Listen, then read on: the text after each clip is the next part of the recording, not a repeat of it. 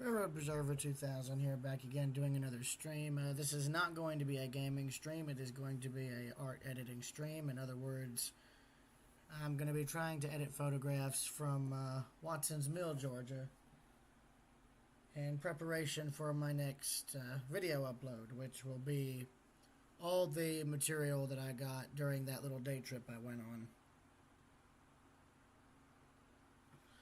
on. I don't know how well this is going to work, so we'll just have to wait and see. So we're now starting off on image 8894. This is of an old farmhouse that I've seen on every time I've gone down the back road that leads to the bridge at Watson Mill Park. It's abandoned in terms of nobody living in it anymore. I'm sure somebody still owns it, but I took these photos from the main right-of-way for the road and power lines. I've always liked how the house and the subsequent trees in front of it looked, because it just gives that old Georgia type feel, that old Georgia back road thing. Oh yeah, and you know you're in Georgia when you have livestock. Some other photos.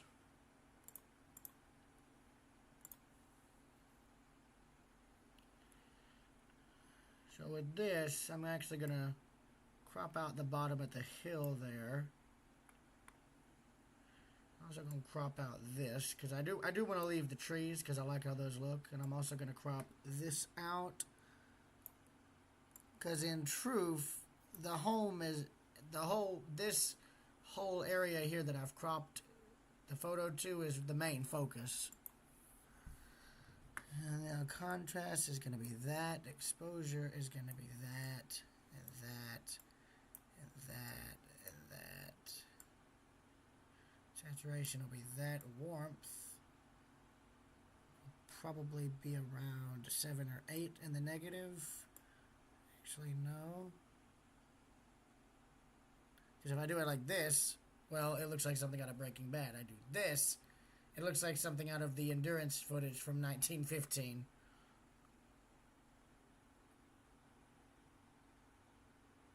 Might ease it up a little bit. Probably positive 6 on warmth.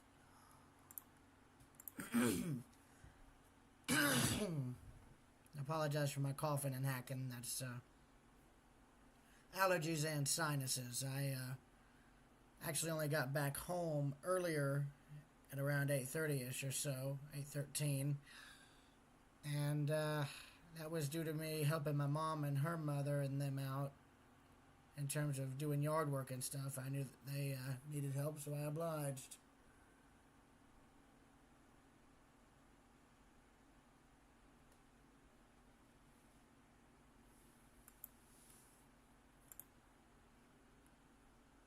Now with this, I'm literally going to crop out the foreground because it's nothing but grass.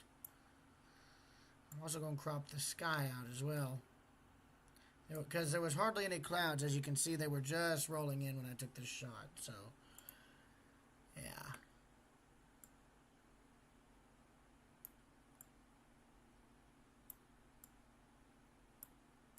Since I was also photographing into the sun, there's really not much I can do here in terms of fixing the photograph. You can see that cow there looked straight at me when I took the picture. It's like, what are you doing?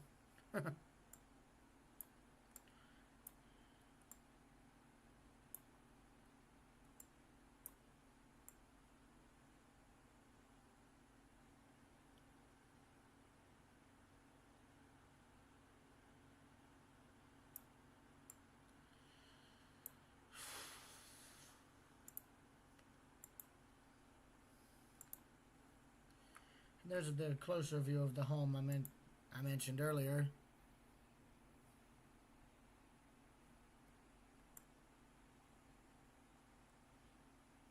I'm going to cut a little bit of the foreground here out because that just shows part of the fence. I'm going to cut this out a little bit to get rid of the transformer.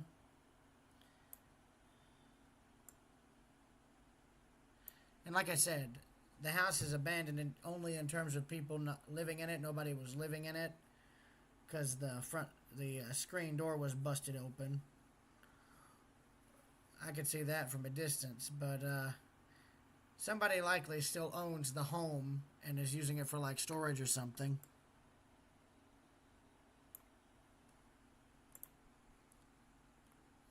So I do not advise entering it or going on the property. I took these photos from along this fence here and along the highway / power line right of ways. I want to make that clear right from the get-go. And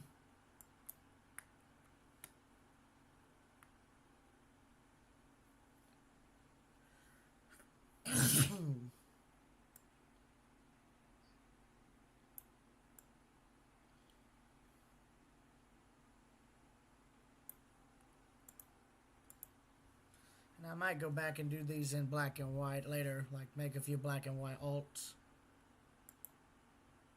Then there's another long shot again.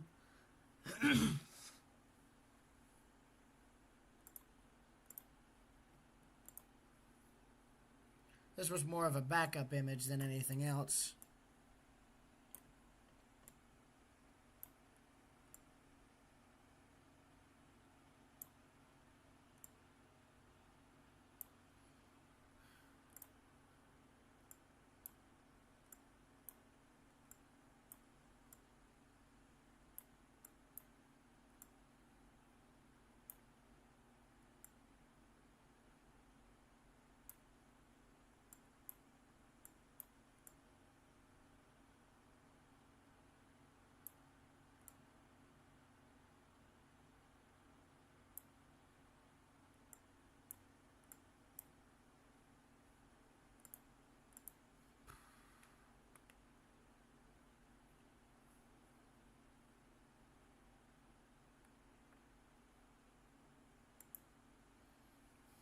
First bird photo I've done in a while. And this was using the PowerShot, the Canon PowerShot. Problem is, you can tell it's a 2012 camera because of when you zoom in. All that is both grain and noise, and that is not what you want as a photographer. And you certainly don't want it when doing photography like this. I've seen bird photos that Nat Geo has done of similar species, and I'm going to tell you, I don't know how big or how long the telephoto lenses they use are, but whew, Lord knows I need one for this hobby.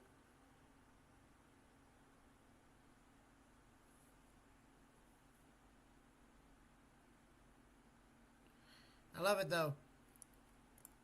It may not have gotten the bird properly, but it did get the spider webs on the piece of driftwood it's sitting on. And this, by the way, is in the lake that the bridge crosses, which is just behind the dam. Everything in the background is like the surrounding woods and the river. I've always been impressed with some of the bird shots I've been able to get, especially with as old of a camera as I'm using.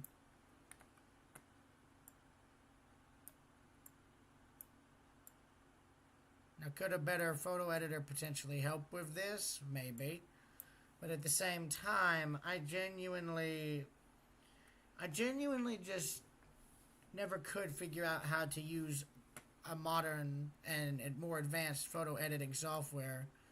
I tried to do a course with it in high school, and it just didn't work. I could not keep up, and it was Adobe. I want to point this out. This was Adobe Photoshop, and I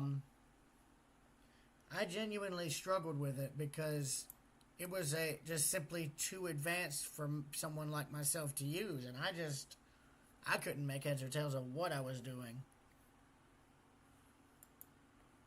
That's the whole reason I use this what the computer has. It's because it's honestly just a lot easier to use. Now that turned out to be a good shot of the water going over the dam. Of course, more modern cameras have better shutter speeds, so that would turn out a lot better. Of course, then again, you see all of the winning photos in photo competitions and in art galleries showing the water as almost like a mist, as a blurred mist. And It just, I've just never really liked that look. Hold on one second, please.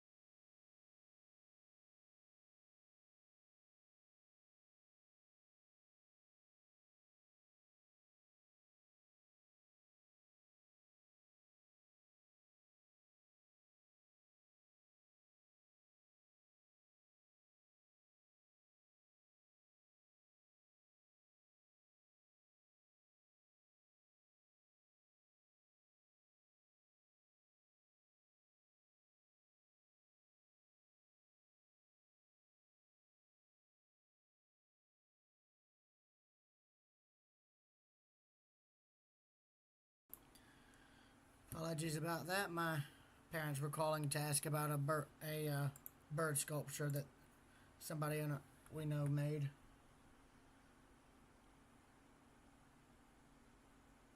Oh, wait a damn minute here. Was it? Oh, if it was in a cheetah colored bag, then of course that was probably what it was. Damn. When I was clearing trash out of her car, I thought that may have been a little thing of trash. I know where it is. I know exactly where it is.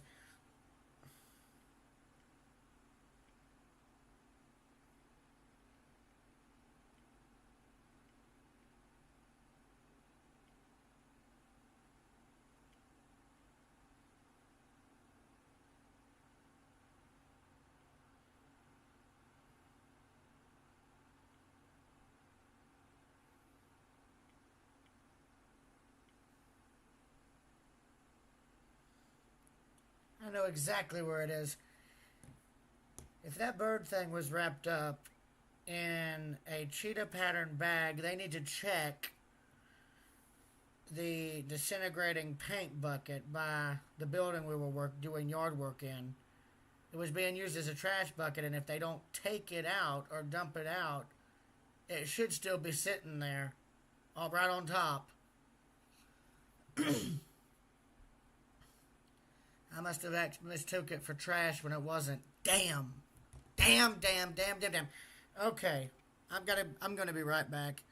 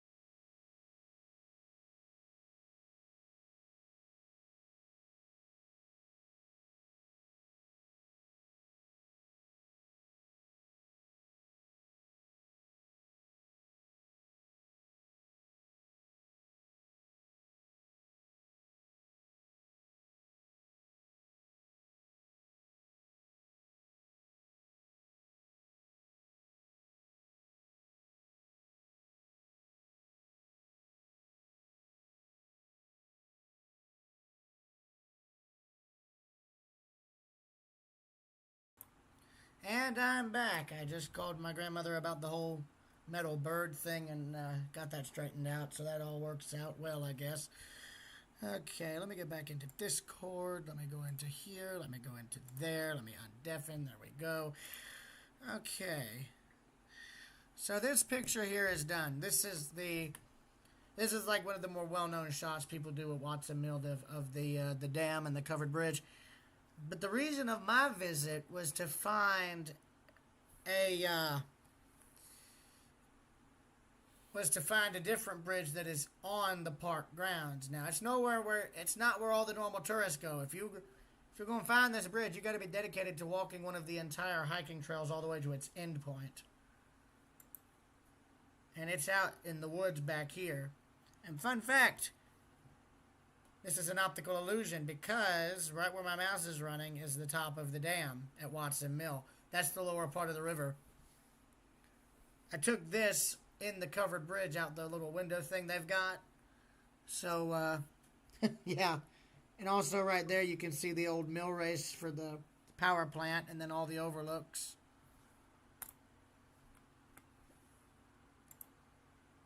And again, no clouds. I didn't see any clouds at all during this trip until I started looking for the other side of the steel bridge, which I'll get to in a minute. Also, hey Kevin, how you doing? Good. That's good. Yeah, I've got the Discord and game audio muted because no gaming and the Discord audio thing is still bugged.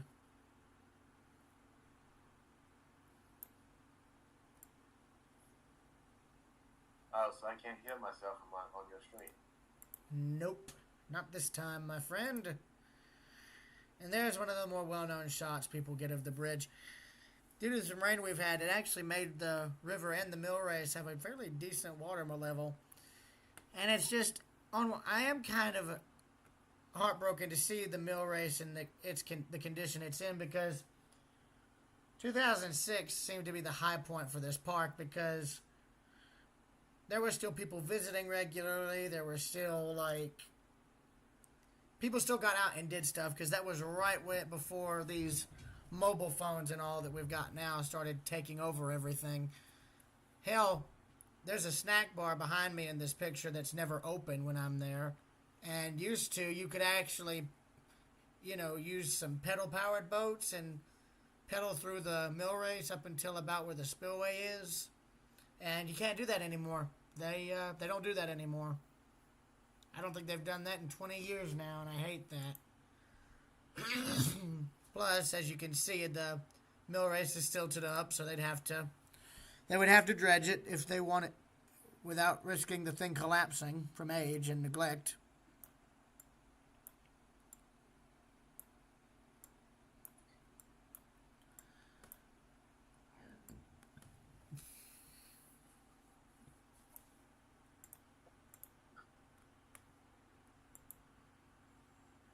And then this is a shot I've tried to replicate several times.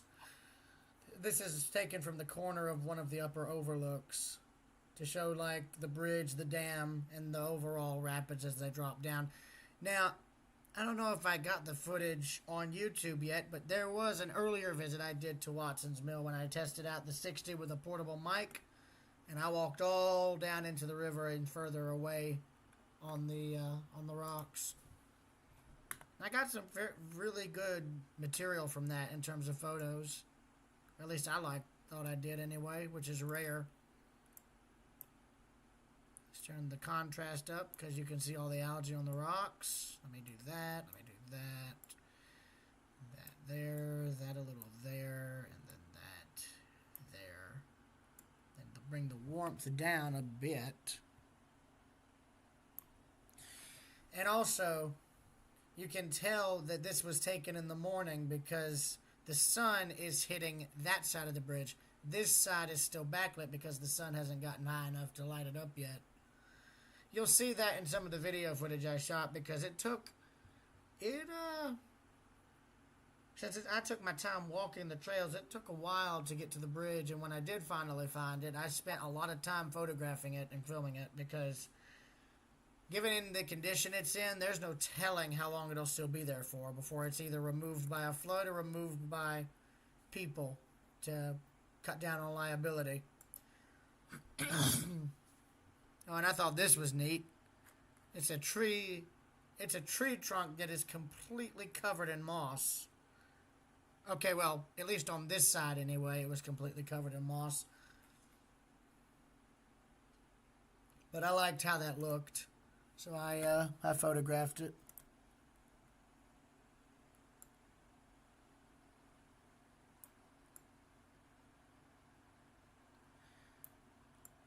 And since I now know how to get back to the bridge at Watson Mill, I might go back with the Rebel, my Canon Rebel, and try to shoot in manual mode to try and get some better photos of some of this. Forgive me, I'm tired. Like I said, I've been helping my mom and them do yard work all day, which was fine. I needed to get out. I needed to do some exercise, and I was able to accomplish all of that and then some.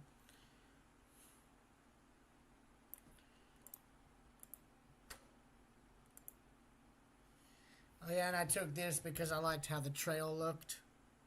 This is on the lesser traveled part of the Purple Trail at Watson Mill. This is on the back end of the property following Big Cloud Creek. That's this in the background. Actually, no, here's the creek, and then there's the trail.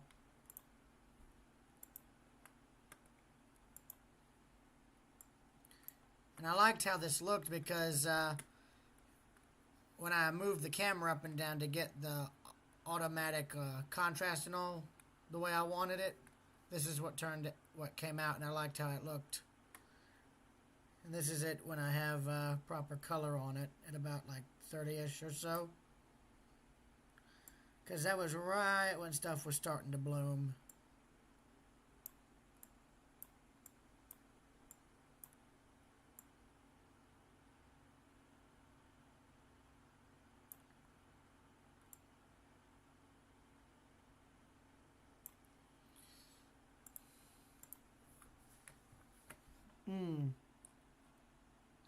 Of course, as you can see, since this was shot on a 2012 camera, the photo quality is not the best, but you can still sort of make out the trail as it winds its way through.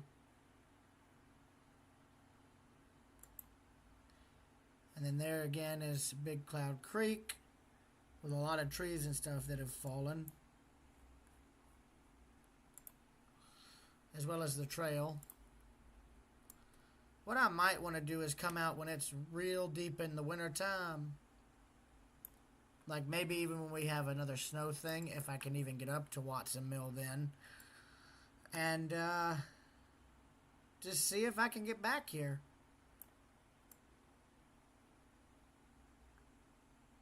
Because I would think the old bridge is a little bit more accessible then, at least in terms of photography. And that you don't have as much getting in the way.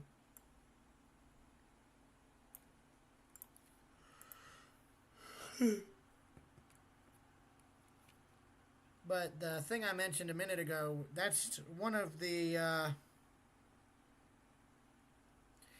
what I would do, what I mentioned a minute ago in terms of moving the camera up and down to try and get the picture coloring and whatnot the way I want it.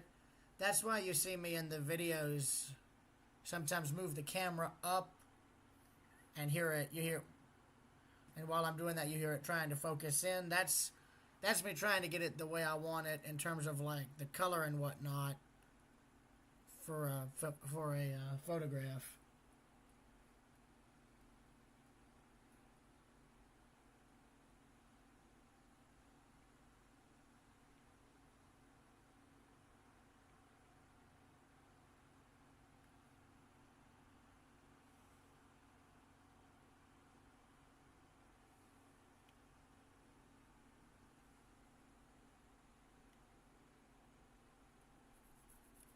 Yes, they got the bird. Thank God. Oh, that would have been bad.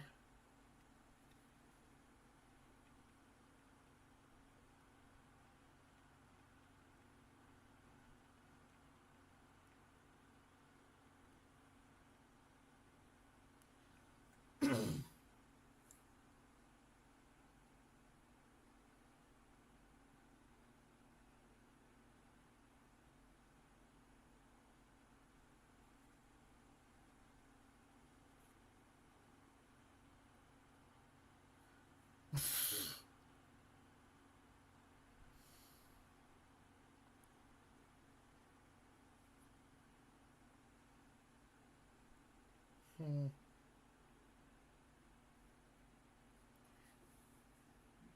Let me see. I'm checking YouTube right now on my phone to see what the stream stuff is doing.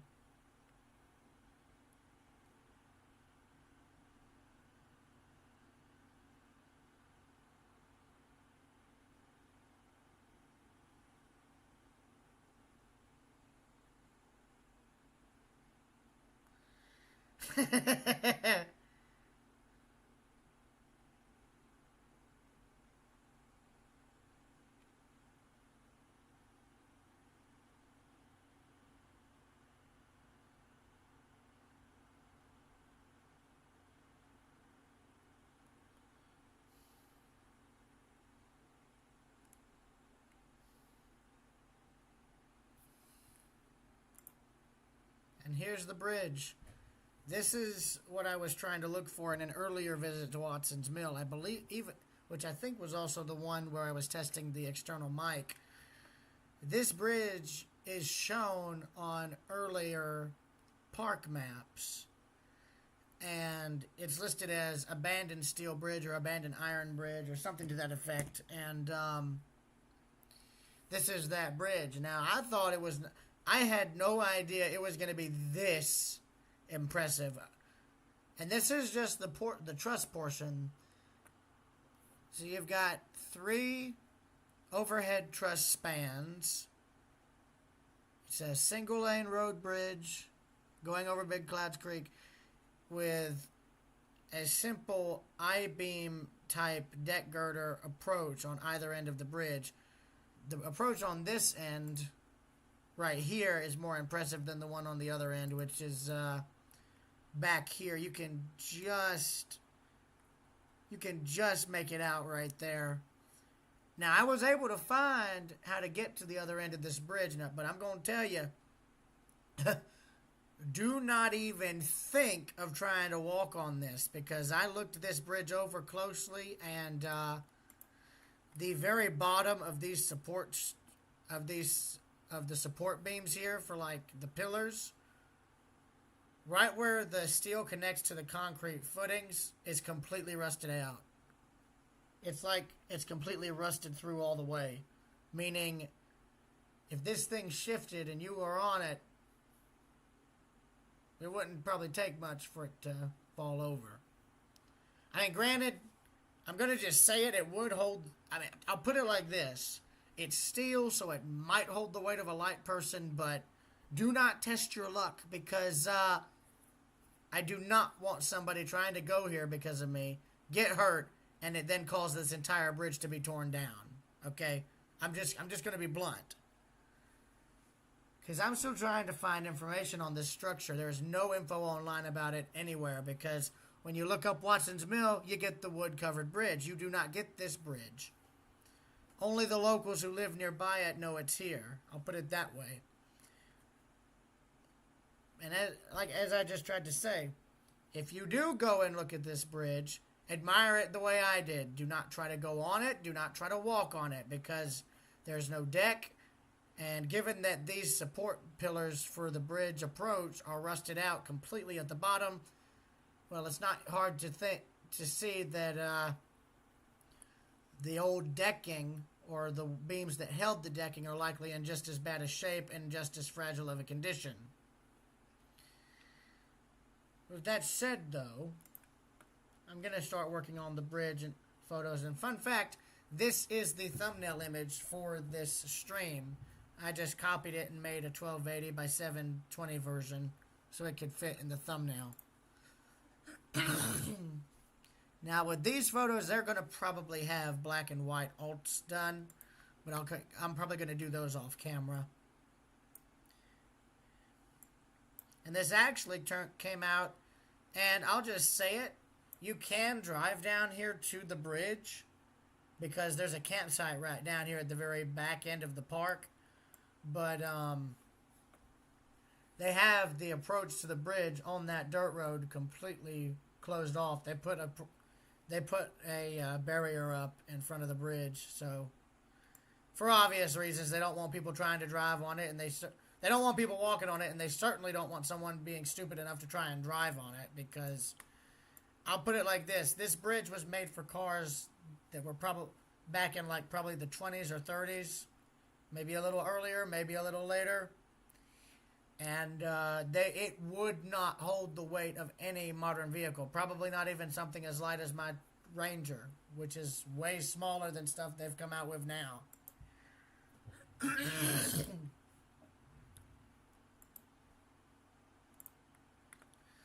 But yeah, I was finding this bridge so that I could look at it and do what I do best, and that's do a photographic record of it. Because, again, I've tried looking up info for this bridge, and I cannot find it. I can't even find what it may have been named.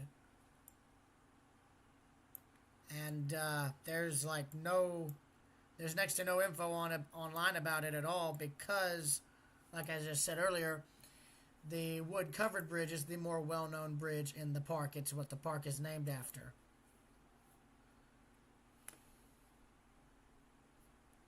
But still, it would be nice if Georgia State Parks could find information about this bridge to put a little plaque up for it. Because it is a very impressive structure. And I mean, you can see that, yeah, bits and pieces have disappeared over the years. Because I'll put it like this. On the far end of the bridge, a few tiny bits and pieces of the old wood deck are still in place, but they're heavily rotted. I would imagine if you tried to step on it, it would just immediately disintegrate.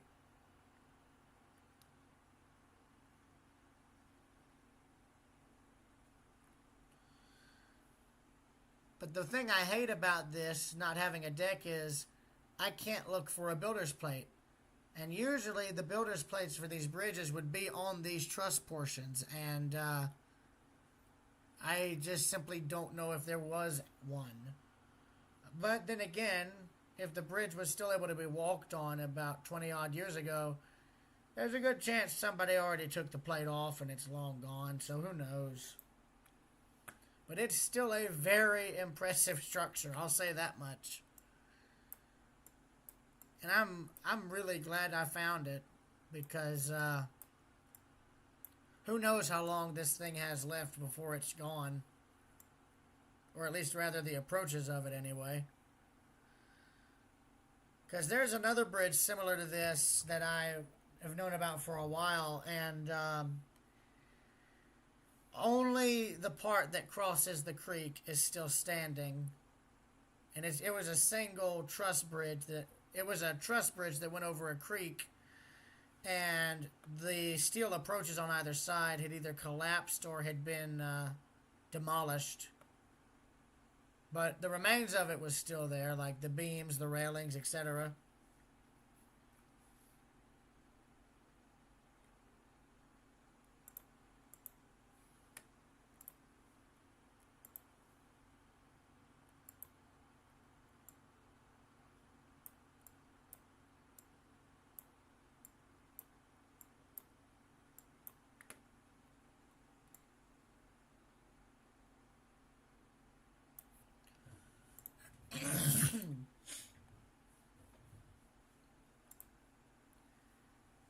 And then there's the portion of the bridge that's hidden by the trees, because only this center span goes over the creek. The first span and the third span are over like the sheer gully that was formed by the creek over the years.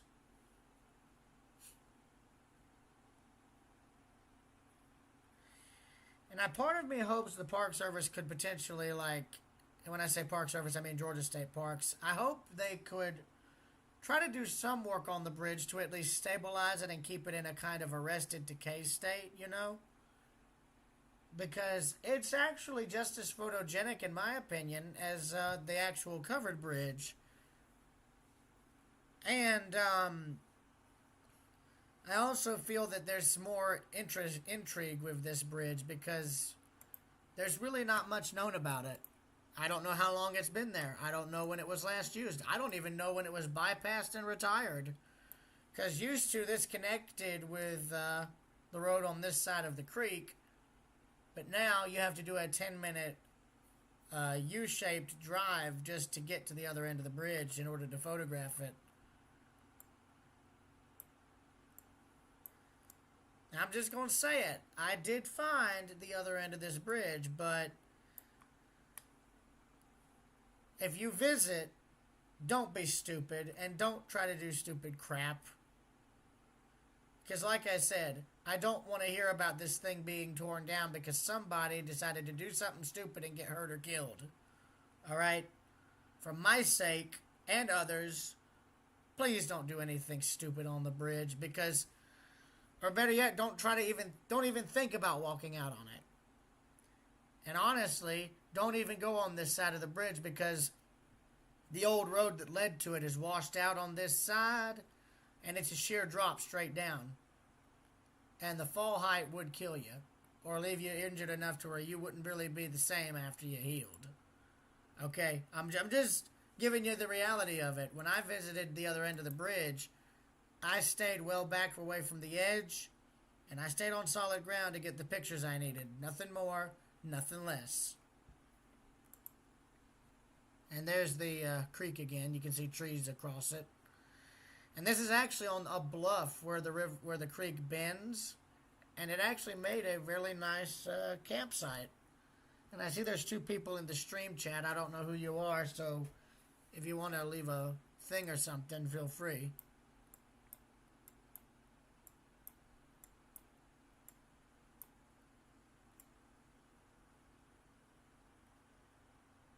Oh, look, it's orange.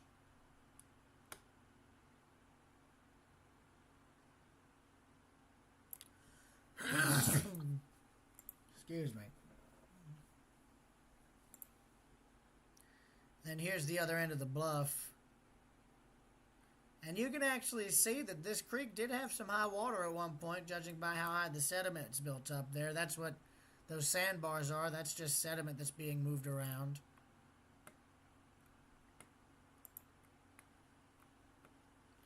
And I think this creek actually goes out into the main river that the covered bridge crosses. I just don't remember. I just don't know where that would be.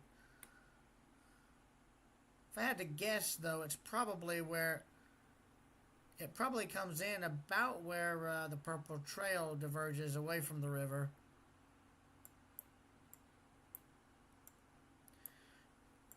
And I mean, personally, I feel that steel bridge could be rehabbed enough for a single person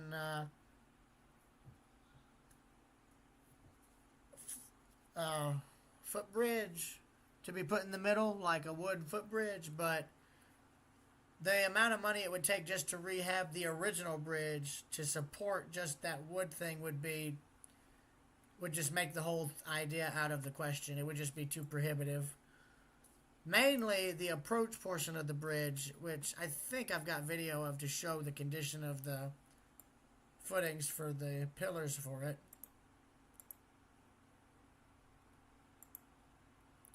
And now here's the barrier that's going across the whole width of the bridge. It's brand new, and I just raised the camera over it to get this shot showing just the fact, you know, what the bridge looks like in its current condition.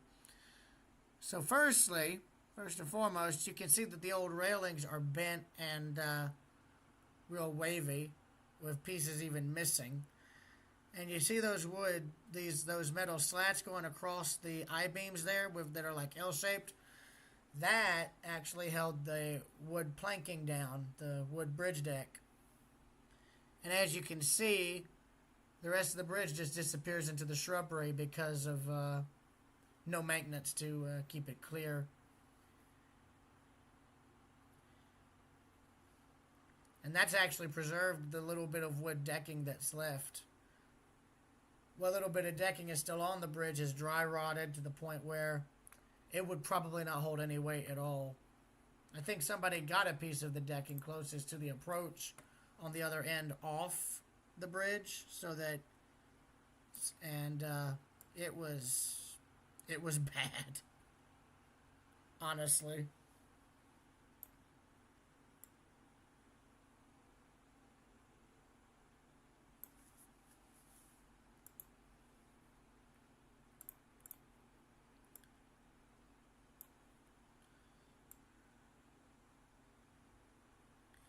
What I'm trying to do here is I'm trying to center this,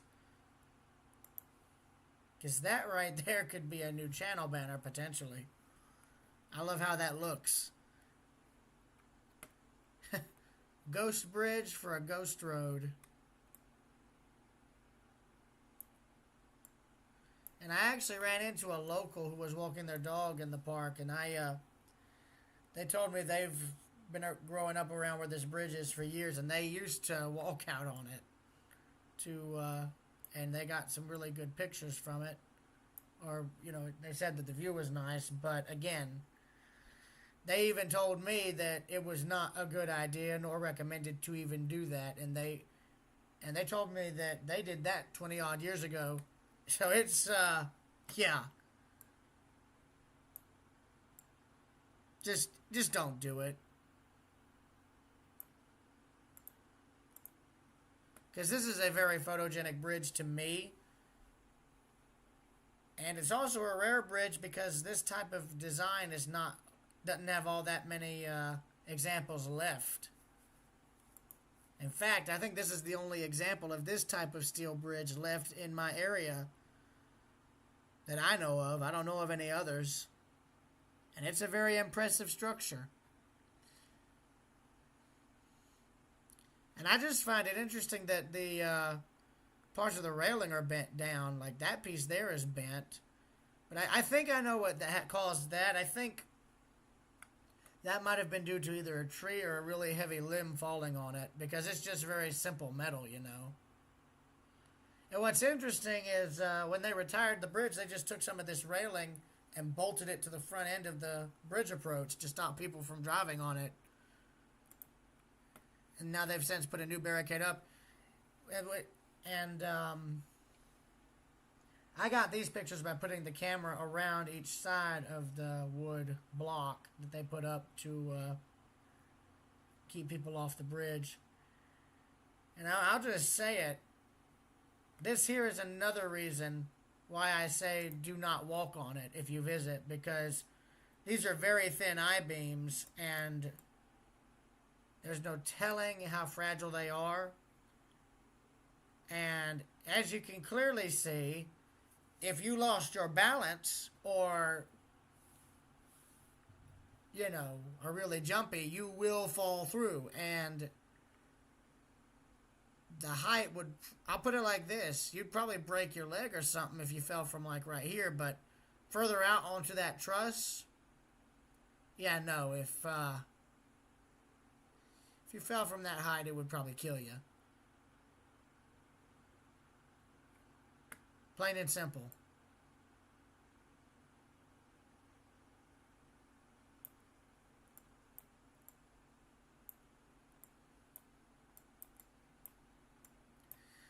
I mean, in the videos I started filming of this bridge, I have openly said, that it was a one-lane bridge, which it is.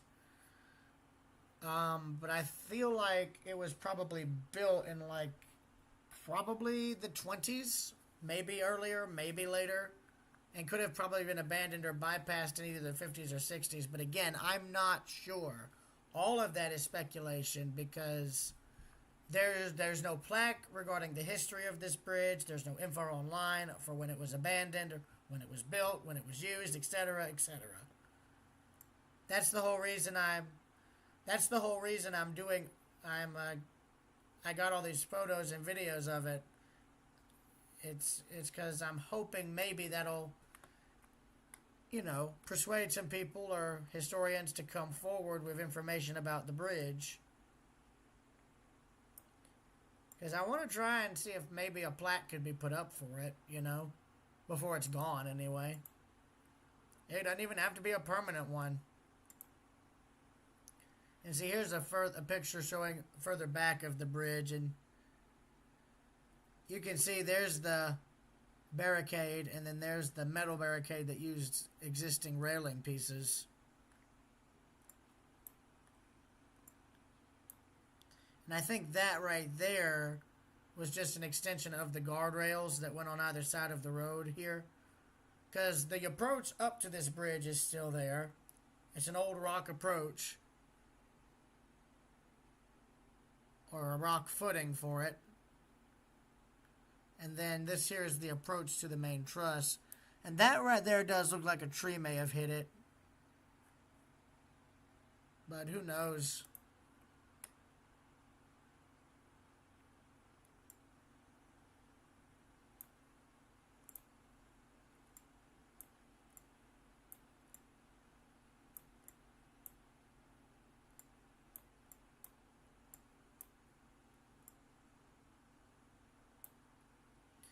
Also, I love how the bridge casts a shadow along this side.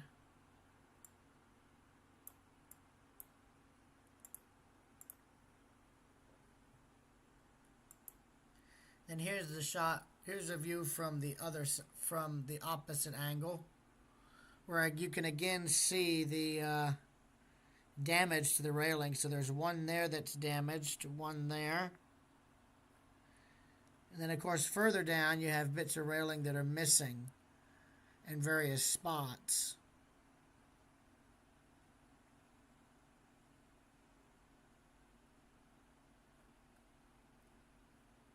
And then you can see more damage to the railings further down as you go along.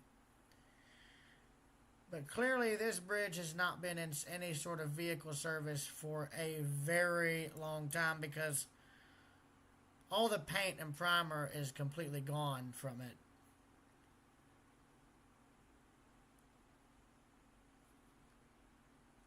Main thing I would like to try and find is a date on some of the steel beams, because usually a lot of rolled steel like this would have some sort of a forge date on it. It's just dependent on whether or not the stuff is still legible, particularly on the I-beams.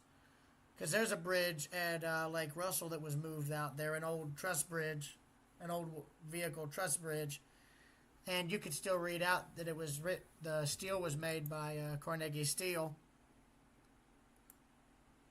And I wonder if they were the ones who did the steel for this bridge too, but who knows, you know? Could have also come from a foundry here in Georgia.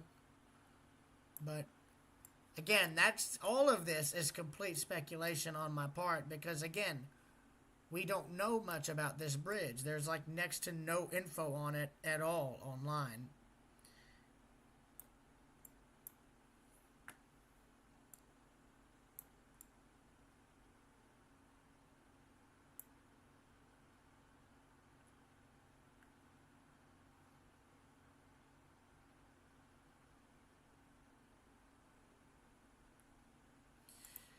And I'm sure the decking was likely bolted to these metal struts here. And then here's the old road that led to this bridge, and then right here is where you would have driven up onto it. And it's now been diverted to go down to the campsite.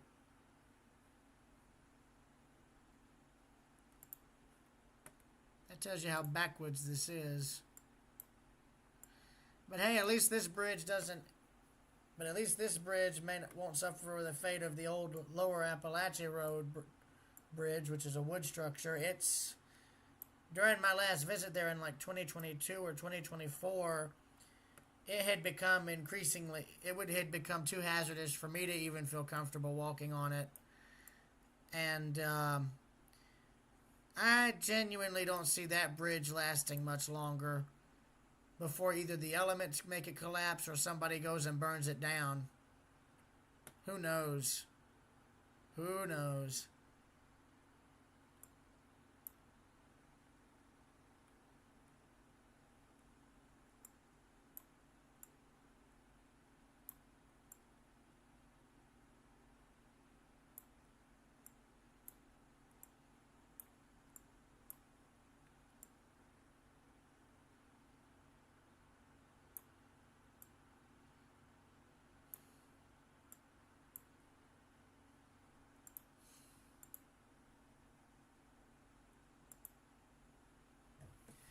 then there's a better view of the whole thing. And there is the rock abutment.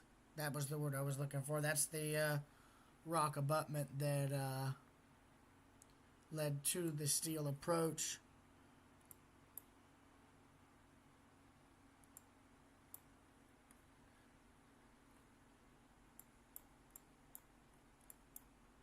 And I think I did some videos showing the base of this part of the bridge, and the very bottom of these I-beams for the main pillars for the approach section are completely rotted out.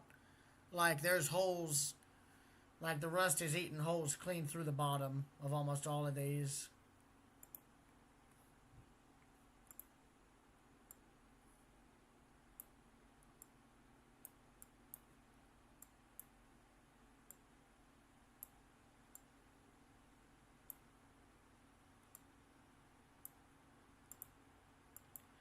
And as you can see, that is a brand new barricade.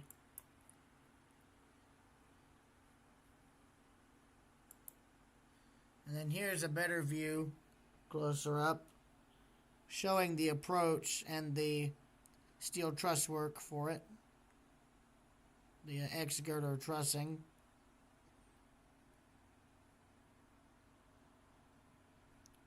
Yeah, but I looked closer at these pillars.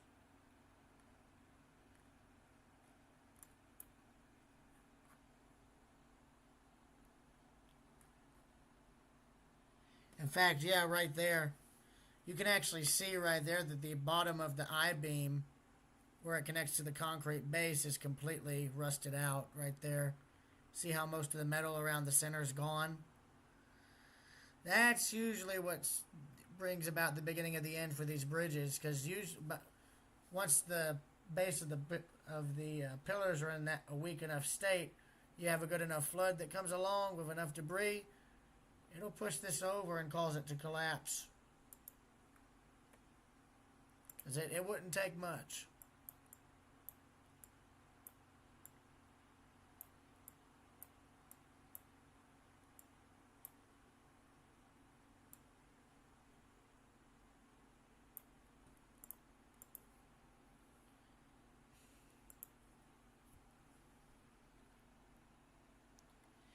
And see, there's another. And see, here's where the approach part of the bridge ends and the first truss starts.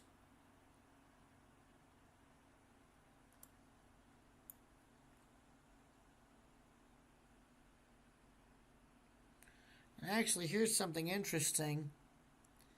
That truss there, that part of it is warped. You can actually see that it's warped right there. I didn't notice that. It's actually bent. So I'm almost wondering if this thing is starting to flex and shift as it settles. Because that should be like that piece right there, but it's not. It's... Oy. And you can see it's the trusses are of riveted construction. I think most of this is riveted steel. Now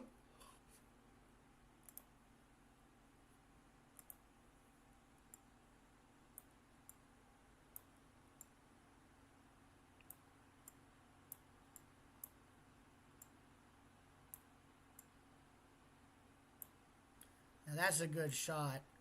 See, you'll notice the morning photos, the color and all just doesn't look right. But by this point in time, it starts to get a bit more to what I like in terms of the coloring. Then there's another view of the stone portion of the bridge, the stone trusses.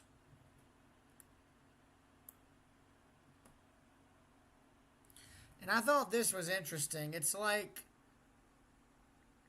the only other trapezoid type truss bridge I saw had steel posts on either end holding up the one central truss on either side of the creek, like steel pylons basically. But this is sitting on old rock pillars, so this actually could mean one of two things. Either those were built for this bridge, or there may have been another covered bridge at this point, at this spot at one time, and this is what replaced it. But who knows, you know? There's a good chance that the rock pillars were made for this bridge.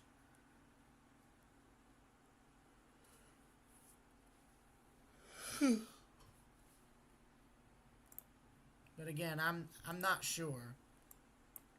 So in other words, take everything I'm saying with a grain of salt.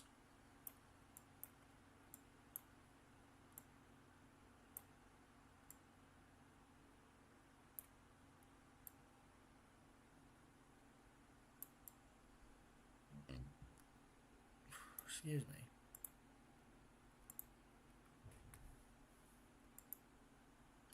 And then there's a parting shot I did to show all three trusses.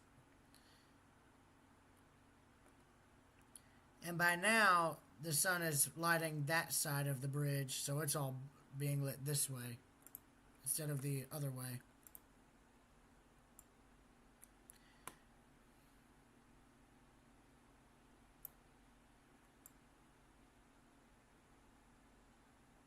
Now that looks good. That's what I like. I'm gonna cut down the brightness a bit. Gonna bump the color to about 30, maybe 33.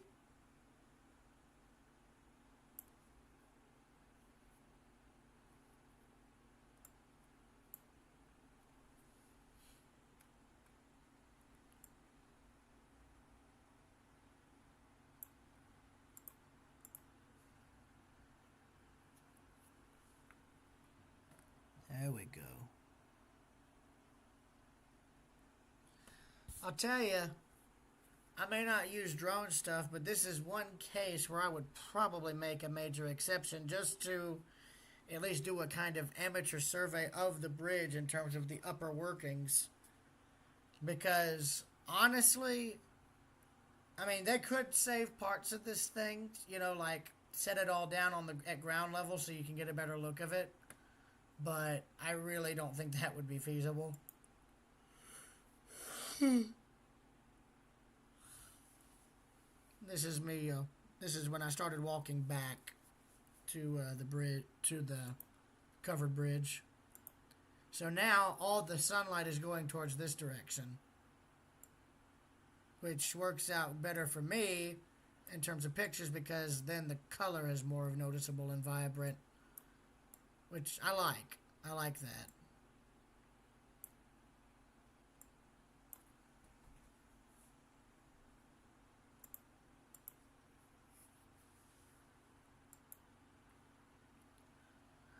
Oh yeah, and this was neat.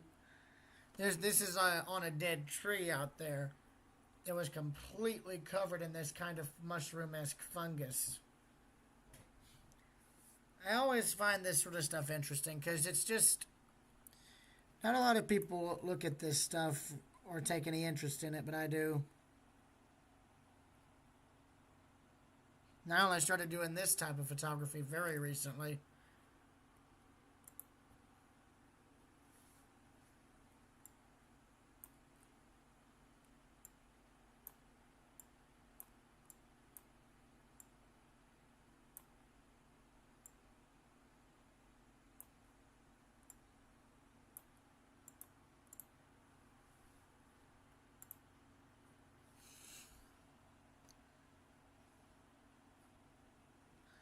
I could probably email that to the park and see if maybe they could use it for info on the funguses. And then there's the trail ahead. And I did that because I like how you can see the wash there and then I love you can tell that it's not all that traveled very often because you got like all the moss on either side.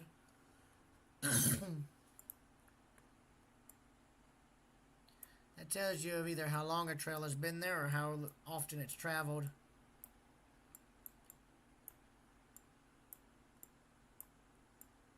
but don't quote me on that information.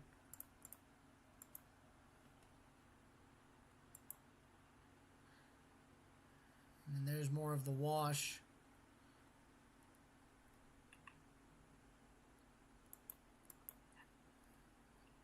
And I like how you can see that the moss is just grown in on either side. If I was better at doing perspective photography, I could make that look like it's in the camera's in the bottom of a deep canyon or something. But in reality, it's just a little ditch. I think I tried that once at my high school because there was a drainage ditch that had eroded down real deep. And you can do like perspective stuff to make it look like it's actually much deeper and broader than it really is.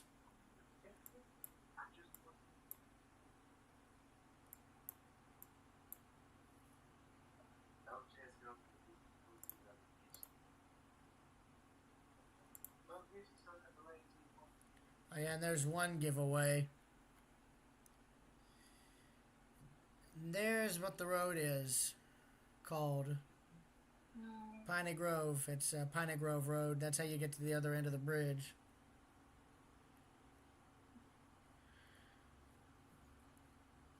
And I love the church. I love the old church. It was too nice not to stop and photograph. And plus, the old tree just gave it way more character too. I love these old churches and with the equally old trees nearby.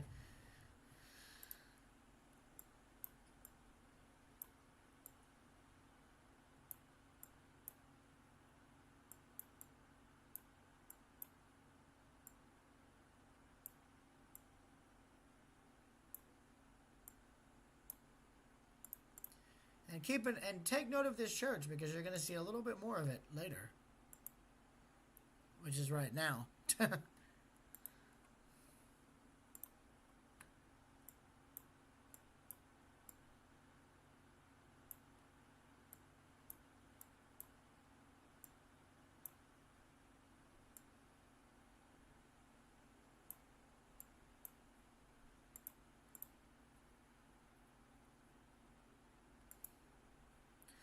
And I loved this shot.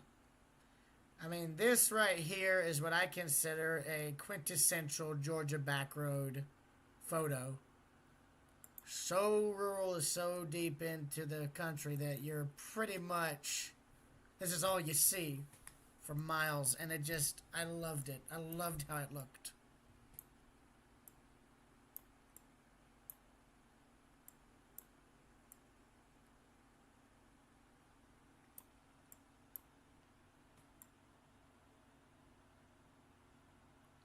And the reason it looks like I used the warmth feature is because the sun was going in this direction. So I can just do this to bring it back down to what it actually was like.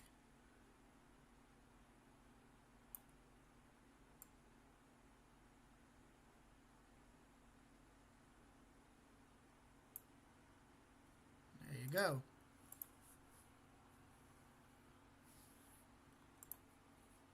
And here's the other end of the bridge, and note, there's no barricades. In fact, the original road that led down to it is still intact.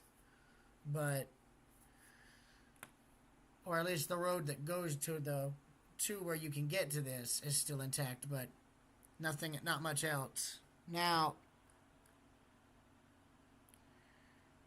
I say parts of the deck are still intact, and I mainly referred to all of this here, right in there, and right in there. I think that's all old bridge decking that is somehow still intact after all this time.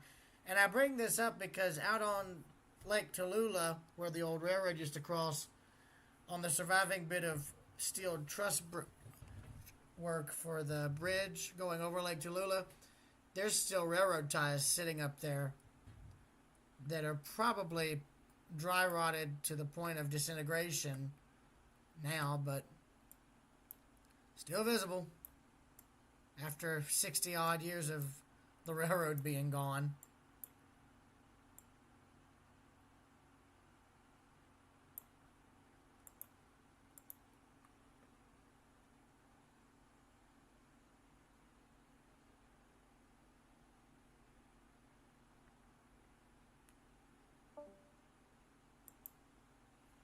Yeah, here's a better picture I took.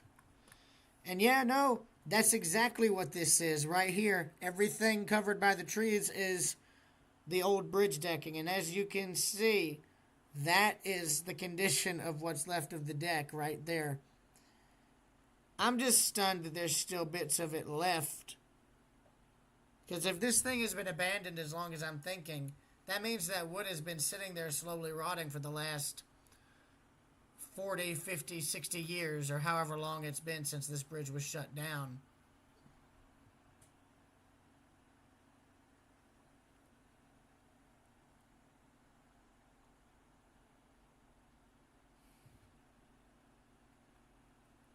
And and what's interesting is you can see how the wood's rotted. Like, it's real thin out in here, but it was probably at that thickness or a little bit thicker.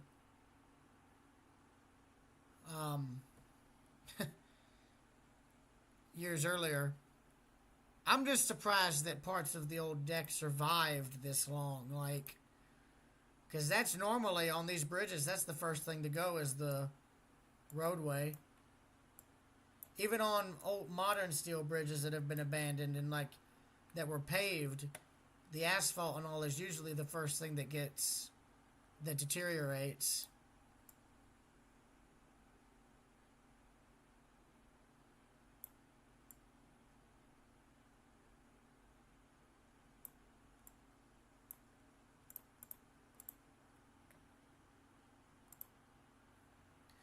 And an interesting thing about this part of the bridge, this approach curved as it came on, and then it went on to the truss.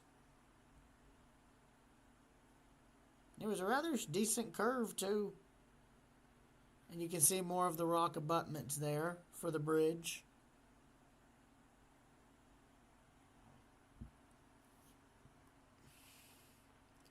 And another thing that's interesting me is you can see that the railings on either side have become bent over time, or due to somebody, ripping stuff off of them to make barricades to keep people from driving on it.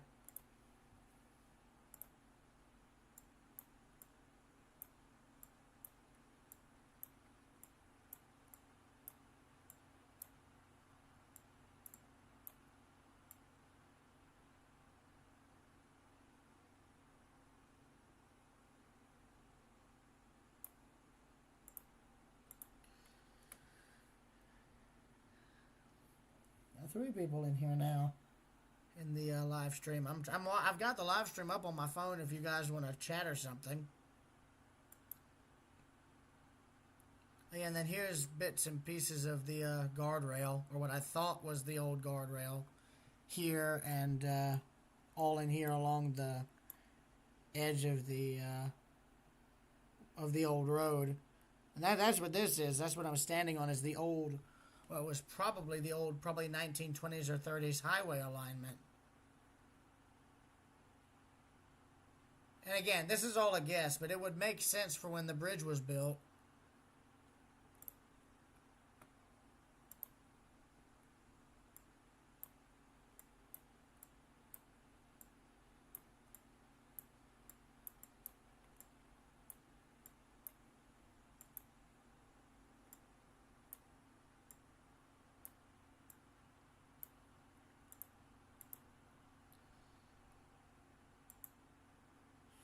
There's another backup shot of the bridge.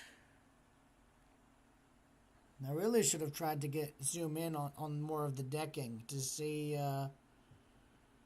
what the condition of it was. But I also think somebody brought a piece of the decking off the bridge somehow. And because there was what looked like a piece of old decking laying on the ground right at the old approach to the bridge where you would like drive on,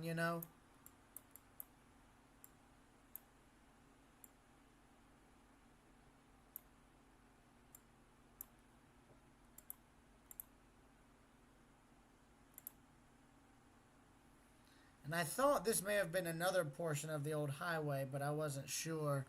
It looked like it, but then it dropped off. And again, you can see more of the old deck here.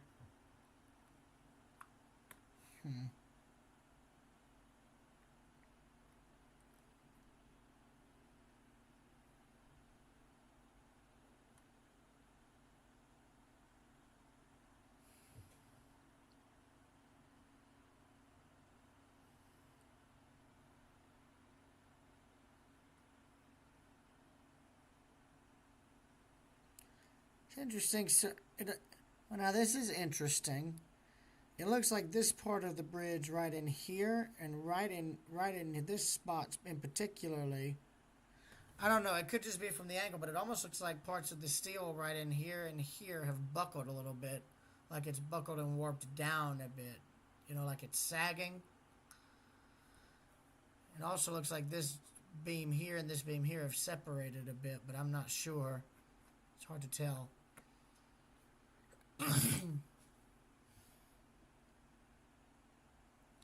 Again, you can see more of the railing that's been broken off and destroyed here.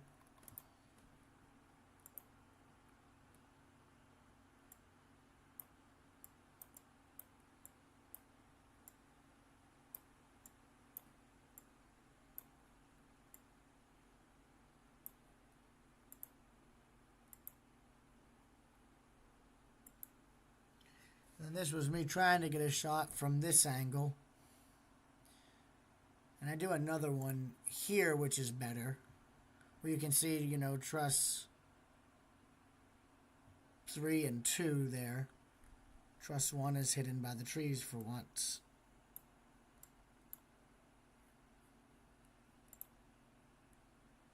I might get rid of this. Well, actually, no, I'll keep it. Because the bridge is honestly camouflaged in this one spot, and it's interesting, you know, as to how that looks, you know?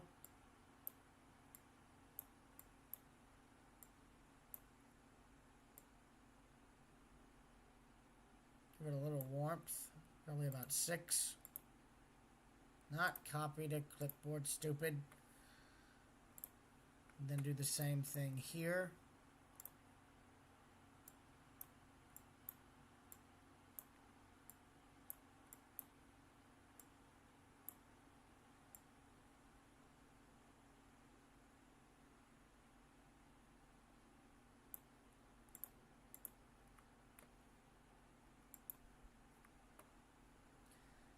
And there's the church again.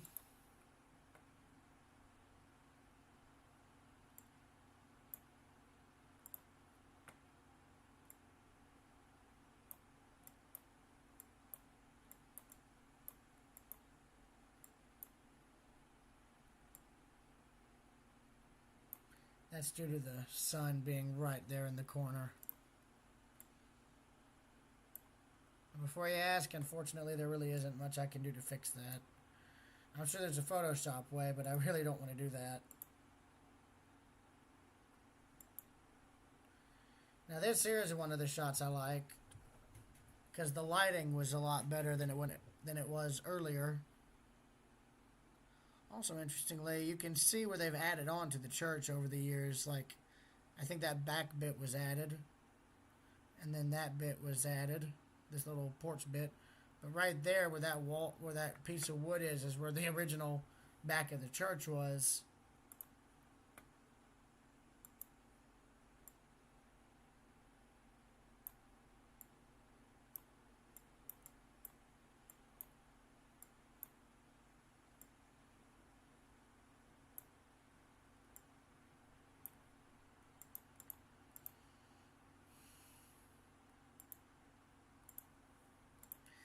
And then I liked how this looked. This is something I've done since the book on Oglethorpe County. But I've also done it with other churches as well. Try to get the name of it as well as the building itself in the shot. Interestingly, it doesn't say when the congregation was founded. Usually these churches have a founding date for their congregation or the church itself. But, oh well.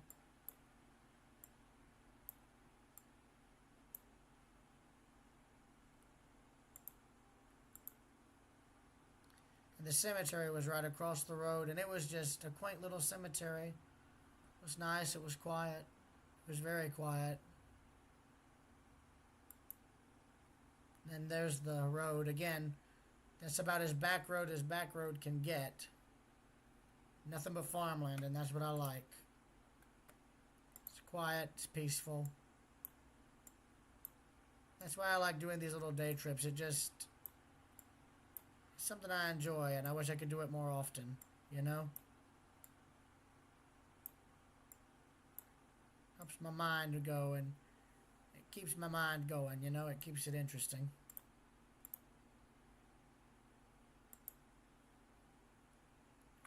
Again, another similar farmhouse from elsewhere.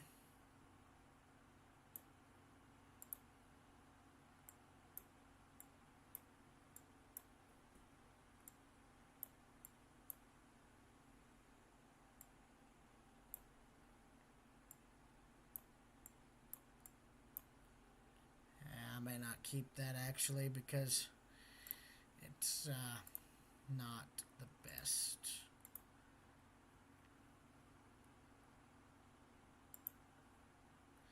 This, however, this is one of the better shots I got, and I liked how it looked. Though what's interesting is, part of me wonders if this barn partially slid off its foundation on this side, because look at the wall. The wall's bowing out right here, but which makes me wonder, did the barn shift, at one point shift this way, like when my mouse is moving? Or did the wall pull out, you know?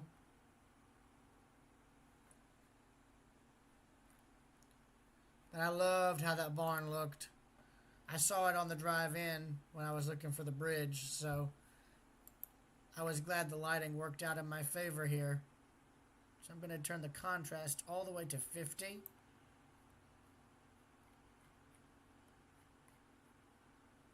And then turn the exposure down slowly. Because I want to really get that aged grain on the wood out as much as I can. And the brightness, just to get a little bit of the glare from the sun off. Highlights.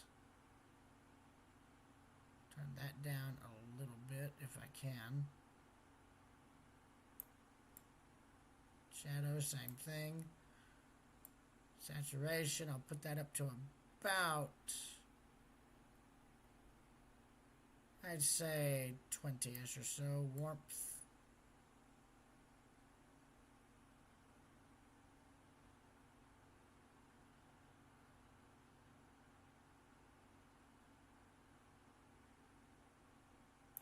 I might not do anything with warmth this time.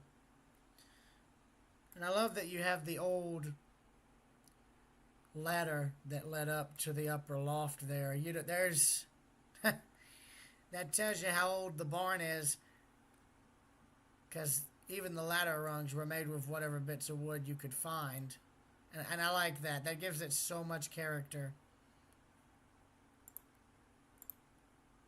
And this is one I'm going to do an immediate black and white alt of.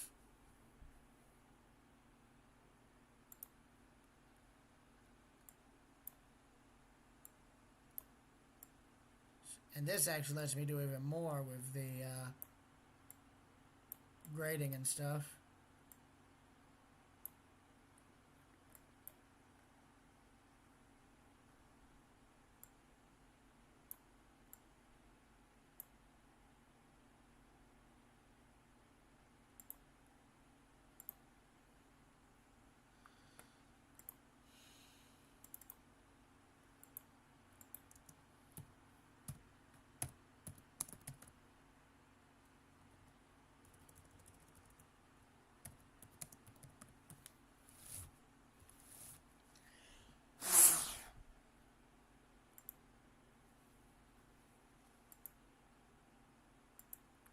And now we're getting to the video footage. And a lot of it is vertically shot, so I can do that. I can fix that in post. And then, of course, I'm walking into the bridge itself and as you can see, as I did that, now the beginning of this is probably going to be cut because you can actually see that the camera is reflecting itself on the little UV filter on the front.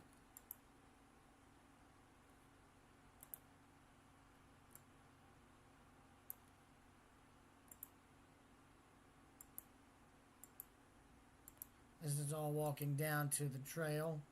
And this was neat. This is, these are tree roots that have become exposed as the ground and as the surrounding trees either collapse or fall over and the ground erodes out. This was actually due to the ground washing out as the tree slowly fell and pulled away.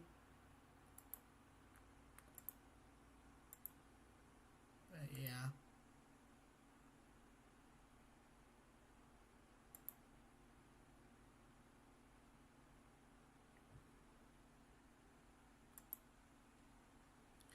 Yeah, and there we go. That is what I was referring to right there.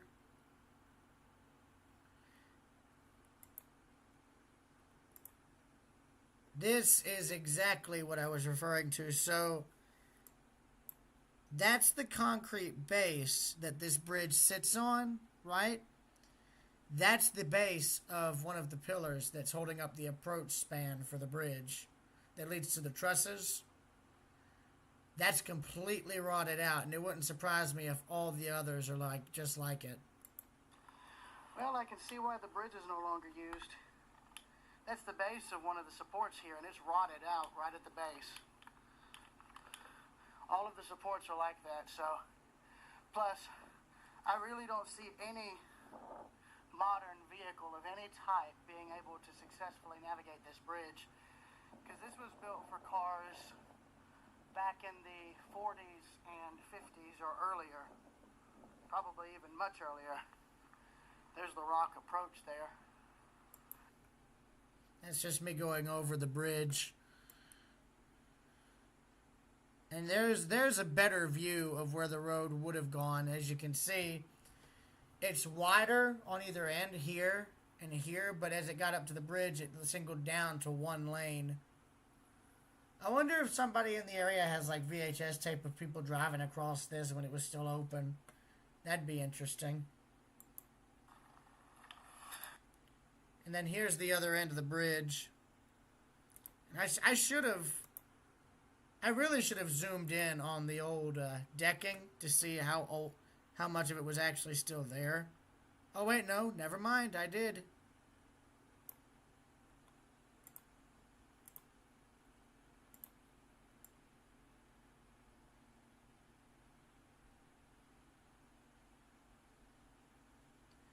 And yeah, no, that's original bridge decking that's just sitting there on the beams, slowly rotting. It's just probably like the core wood that's left. And there's also a chance that the wood decking rotted from the top part of the wood down.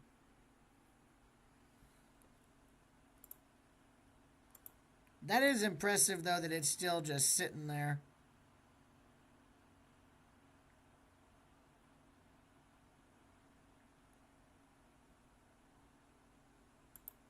And again, you can see the slight curve the bridge took to come off. And yeah, like I said, if you look here, there's truss number 3. And then the road actually curved as it came off, which is interesting. You don't see that much anymore.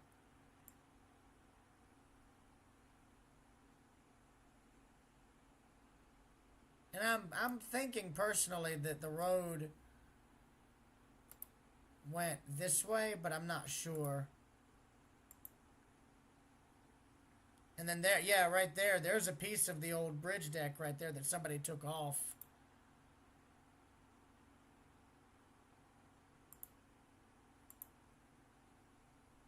And then I thought this was the old road. I think it probably is, but I'm not sure. It looks flat enough to be an old road, but who knows?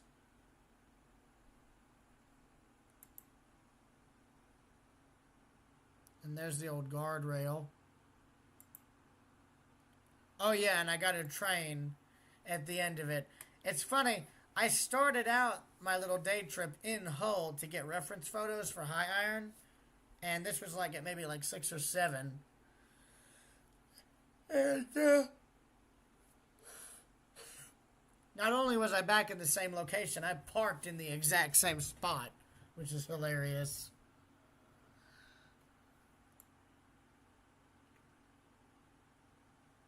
Yeah, it was a coal train. And this is just footage I shot on my phone as I walked back. So that's why I've got it labeled like walk back 1 and then walk back 6, etc.